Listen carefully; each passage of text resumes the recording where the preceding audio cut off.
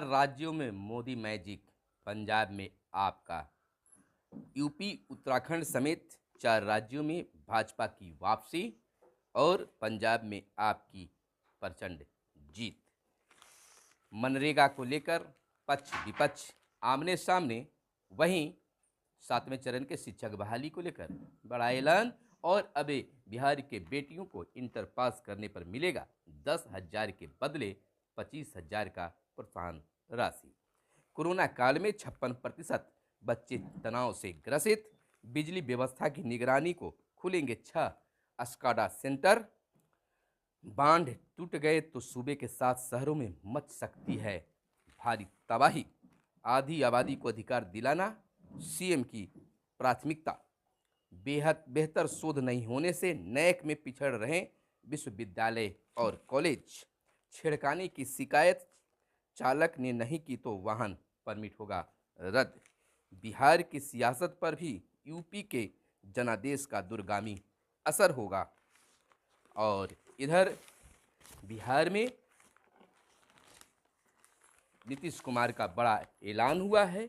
बेटियों को अब 25,000 का प्रोत्साहन राशि दिया जाएगा। 1 लाख शिक्षकों की बहाली अगले चरण में।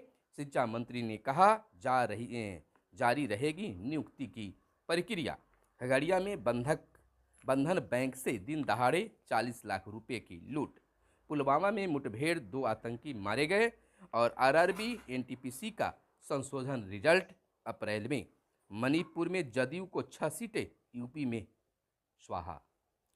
नमस्कार, मैं हूं आपके साथ सुनील बॉबी और आप इस समय देख रहे हैं खास कार्यक्रम बिहार समाचार। और मैं आपके साथ हूं सुनील बॉबी। हमेशा आपके लिए खबरें बेहतर चुनकर लाते हैं। खास कार्यक्रम में हम खबरों को लेते हैं अखबारों के पन्नों से। अखबारों में क्या छपा है और क्या है आपके लिए काम की खबरें। तमाम खबरों को बताने से पहले आपसे आग्रह है कि अगर हमारे इस वीडियो को फेसबुक पेज पर देख रहे हैं तो फेसबुक पेज को लाइक कर लीजिए। अगर यूट्यूब चैनल पर देख रहे हैं तो यूट्यूब चैनल को सब्सक्राइब कर लीजिए। और वीडियो पसंद आए तो लाइक ज़रूर कीजिएगा। चलिए, जो मुद्दा इन दिनों देश में ट्रेंड कर रहा है, जिसकी चर्चा हो रही है, खुशियाँ मनाई जा रही है, कहीं खुशी तो कहीं गम है। इस बीच यह खबर निकल कर आ रही है कि मोदी मैजिक बरकरार। यूपी उत्तराखंड समेत 4 राज्यों में भाजपा की वापसी, पंजाब में आपकी प्रचंड जीत। यूपी समेत 5 राज्यों में हुए विधानसभा चुनावों में विपक्ष के पास भाजपा के खिलाफ मुद्दे बहुत थे, लेकिन प्रधानमंत्री नरेंद्र मोदी के जादू के सामने एक बार फिर बेअसर साबित हो गया। मोदी मैजिक ने उत्तर प्रदेश और उत्तराखंड में जातियों की राजनीति के तिलिस्म को तोड़ा। मणिपुर और गोवा में पार्टी के सामने अल्पसंख्यकों को साथ लेकर आगे बढ़ने की चुनौती थी, जिसे सूझबूझ से पार किया गया। और पीएम मोदी ने क्या कहा है, इसे जान लीजिए।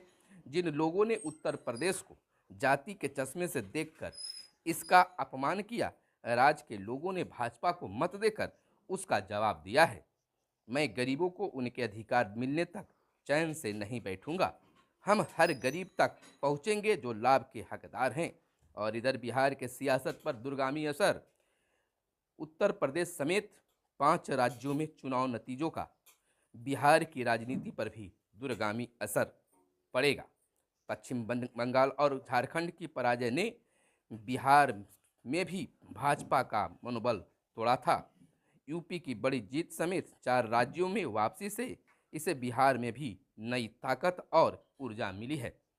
उत्तर प्रदेश में बड़ी जीत को बिहार भाजपा अपने से भी जोड़कर देख रही है। यानी कि बिहार में भी भाजपा के पैर मजबूत हो सकते हैं। लेकिन दूसरी ओर बात कर लेते हैं पंजाब की, तो पंजाब में जिस प्रकार से आपकी प्रचंड जीत हुई है, तो कह सकते हैं कि ये राष्ट्रीय फलक पर इसका उदय हुआ है। यानी दिल्ली के बाद अब पंजाब में भी आपका पांव मजबूत हुआ है।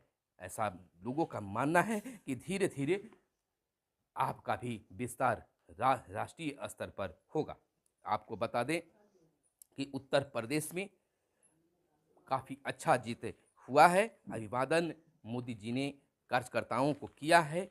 बखूबी सबको धन्यवाद ज्ञापित किया है। आपको दूसरी खबर की ओर लेकर चलते हैं। आपको बता दें, 1 लाख शिक्षकों की बहाली अगले चरण में होगा। शिक्षा मंत्री ने कहा, घोषणा की है कि जारी रहेगी नियुक्ति की प्रक्रिया।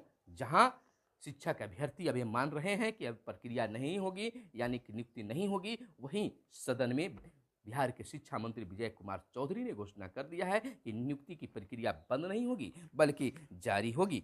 25,000 मिलेंगे इंटर पास छात्राओं को आगामी वित्तीय वर्ष से, यानी कि अब जो बेटियां इंटर पास करेंगी अगले वित्तीय वर्ष से, उन्हें 10,000 के बदले 25,000 रुपये प्रोत्साहन राशि दिए जाएंगे। लेकिन कंडीशन उसमें है कि लड़कियां अविवाहित होनी चाहिए।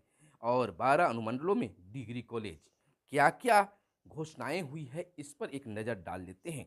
गया, दरभंगा, भागलपुर और पूर्णिया में बाल भवन का होगा निर्माण। 12वीं तक बांग्ला भाषी शिक्षकों के लिए प्रशिक्षण मॉड्यूल बनेंगे और शिक्षक प्रशिक्षण नीति का निर्माण होगा, उसका क्रियान्वयन भी होगा। मगध विश्वविद्यालय बोध गया में 100 शैया वाले छात्रावास का निर्माण होगा। और पटना विश्वविद्यालय के व्हीलर सीनेट हॉल में मरम्मत 2.5 करोड़ से होगी। और पटना विश्वविद्यालय का प्रशासनिक भवन 150 करोड़ की लागत से बनेगा। पूर्णिया में विश्वविद्यालय में 6.18 करोड़ की लागत से चहारदीवारी का निर्माण होगा। आपको बता दें कि बिहार के शिक्षा मंत्री विजय कुमार चौधरी ने कहा है कि 1 महीने में राज्य में 41,000 शिक्षकों की बहाली हुई है। निकट भविष्य में 50,000 और शिक्षकों की बहाली होगी। इसके अलावा प्राथमिक स्कूलों के लिए 40,000 से अधिक प्रधान शिक्षक और हाई स्कूल के लिए 6,412 हेडमास्टर की बहाली होगी। साथ ही 3500 पदों पर शारीरिक शिक्षा सह स्वास्थ्य अनुदेशकों की नियुक्ति की जाएगी। मंत्री ने कहा है कि यह अंतिम नियुक्ति नहीं है। राज्य में शिक्षक नियुक्ति प्रक्रिया चल रही है और यह लगातार आगे भी जारी रहेगी। बीते दिन विधानसभा में शिक्षा मंत्री का बजट पेश करते हुए मंत्री ने कहा कि टीएटी और एसटीएटी एक पात्रता परीक्षा है। इस परीक्षा में पास करने का यह अर्थ है कि सबों को नौकरी मिल सकती है और विपक्ष इस मामले पर अभ्यर्थियों को गुमराह कर रहा है। जब भी रिक्तियां निकलेगी, टीएटी एसटीएटी पास अभ्यर्थी आवेदन करेंगे और मेरिट लिस्ट के आधार पर उनकी नियुक्ति की जाएगी। शैक्षणिक सत्र 2022-23 को भावी परियोजना पर मंत्री ने कहा कि मंत्री सभी प्राथमिक, मध्य और उच्च विद्यालयों में पूर्णकालीन प्रधानाध्यापक, प्राचार्य की नियुक्ति बीपीएससी से ली जाएगी। इधर सभी कस्तूरबा गांधी विद्यालयों को ग्रेड 12 तक अपग्रेड किया जाएगा। और इधर 12 अनुमंडलों में डिग्री कॉलेज।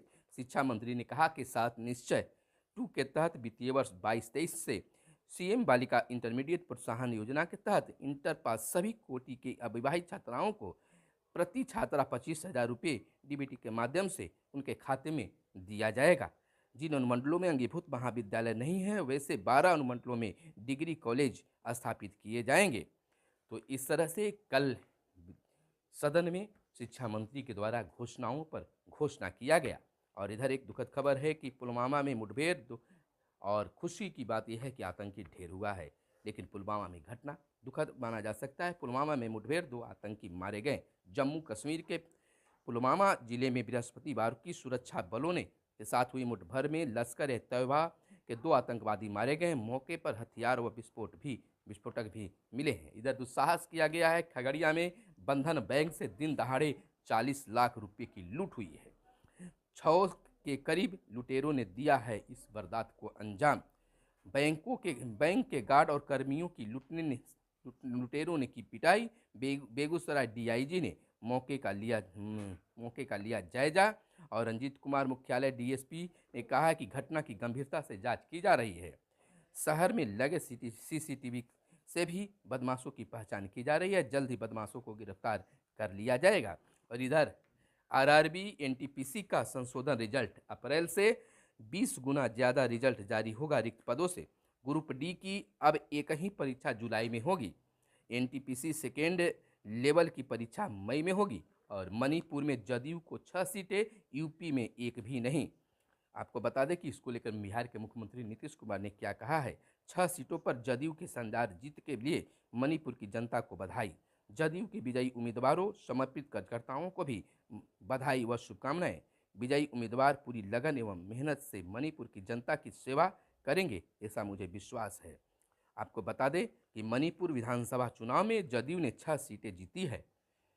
वहां जदयू के 38 उम्मीदवार मैदान में थे। वहीं उत्तर प्रदेश और पार्टी की एक भी सीट पर जीत नहीं हुई, जहां उनके 27 उम्मीदवार मैदान में थे। दोनों राज्यों में जदयू अकेले चुनाव मैदान में उतारा था। मणिपुर की लिलांग, जीरीबाग, चुनरानंदपुर और तिमाईमुख, वानकई और पिंगमई पंथ सीट पर जीत जदयू की हुई है।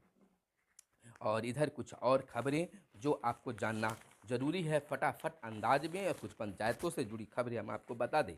इन दिनों मनरेगा को लेकर काफ़ी उथल पुथल है। जहां पक्ष जवाब देते थक नहीं रहा है, वहीं विपक्षी दल भी जवाब मांगने से पीछे नहीं हट रहे हैं। मनरेगा के आंकड़ों पर भिड़ा है पक्ष और विपक्ष। विधानसभा में एक दिन पुराने मामले को लेकर बीते दिन सत्ता पक्ष और विपक्ष में जमकर बहस हुई। मनरेगा को लेकर नेता विपक्ष ने बुधवार को जो आंकड़े दिए थे, गुरुवार को प्रश्नोत्तर काल में के बाद ग्रामीण विकास मंत्री श्रवण कुमार ने उन्हें गलत करार दिया। नेता विपक्ष के आंकड़े को भ्रामक व सदन को गुमराह करने वाला बताया है। इनके बाद नेता विपक्ष और मंत्री अपने अपने दावे को लेकर आपस में भिड़ गए। दोनों ओर से जमकर हो हल्ला हुआ और स्थिति मान सम्मान तथा नेता विपक्ष समेत अन्य विरोधी सदस्यों के बहिर्गमन तक पहुंच गया। बेल में आकर विपक्ष के सदस्यों ने मंत्री के खिलाफ नारे लगाए और प्रदर्शन किया। इधर तेजस्वी ने मंत्री पर राह अपने अपमान का आरोप लगाया है। उन्होंने सदस्यों से डेटा का सत्यता की जांच करने के लिए तुरंत मनरेगा की वेबसाइट खोलने का अनुरोध किया, पर मंत्री अपने जवाब पर डटे रहे। कहा कि उन्होंने जो आंकड़े रखे हैं वह पूरी तरह जवाबदेही के साथ रखे हैं। इसके बाद तेजस्वी ने यह कहते हुए सदन का बहिष्कार किया कि वे मर्माहत हुए हैं। जबकि मंत्री सदन में रहेंगे और माफ़ी नहीं मांगेंगे तब तक हम सदन में नहीं आएंगे। इधर छेड़खानी की शिकायत चालक ने नहीं की तो वाहन परमिट रद्द होगा। सवारी वाहन पर किसी महिला या युवती से छेड़खानी होने पर उस वाहन का चालक पीड़िता के कहने पर तुरंत लोकल थाना में जाकर इसकी शिकायत करेगा और पीड़िता को पुलिस के पास लेकर जाएगा। अगर उस वाहन का चालक ऐसा नहीं करता है तो उस वाहन के परमिट रद्द करने के लिए संबंधित विभाग को लिखा जाएगा और उसे रद्द कर दिया जाएगा। इधर बेहतर शोध नहीं होने से नैक में पिछड़ रहे हैं विश्वविद्यालय और कॉलेज। नैक ग्रेडिंग में बिहार के विश्वविद्यालय और इधर बिहार की सियासत पर भी यूपी के जनादेश का दूरगामी असर दिखने लगा है। और इधर कोरोना काल में 56% बच्चे तनावग्रसित। 9वीं से 12वीं तक के 2000 निजी स्कूलों के 1.5 लाख बच्चों को सर्वे में किया गया था शामिल। और बिजली की व्यवस्था निगरानी को खुलेंगे 6 स्काडा सेंटर। आपको बता दें कि राज्य के 6 शहरों में SCADA control and data exhibition centre खुलेंगे। इससे बिजली वितरण प्रणाली की रियल टाइम मॉनिटरिंग होगी। और इधर हम आपको बता दें कि बांध टूट गए तो सूबे के 7 शहरों में मच सकती है तबाही। आपको पड़ोसी झारखंड समेत देश के अलग अलग हिस्सों में बांधों को टूटने से मची तबाही पुराने रिकॉर्ड तोड़ती रही है। बिहार के बड़े बांध इससे कुछ अलग नहीं है।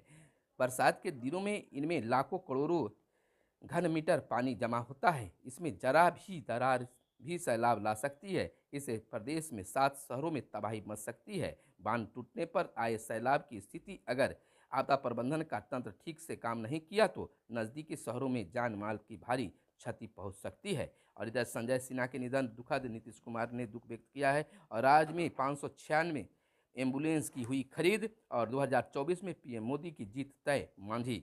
और विधान परिषद चुनाव को लेकर 4 नामांकन पत्र दाखिल। बाल विवाह को कई कदम उठाए गए हैं। साइबर क्राइम रोकने को कई प्रयास चल रहे हैं मंत्री। और कुछ बस झटके से हम खबर ले लेते हैं और बता देते हैं कि बिहार में अब सियासत तेज हो गई है। यानी कि 5 राज्यों के रिजल्ट आने के बाद, खासकर यूपी में भाजपा के प्रचंड बहुमत से जीत के बाद, अब बिहार में भी राजनीतिक गहमा गहमी रहेगी। तो फिर मिलते हैं अगले वीडियो में, तब तक के लिए दीजिए इजाज़त। धन्यवाद। जय हिंद, जय भारत, वंदे मातरम।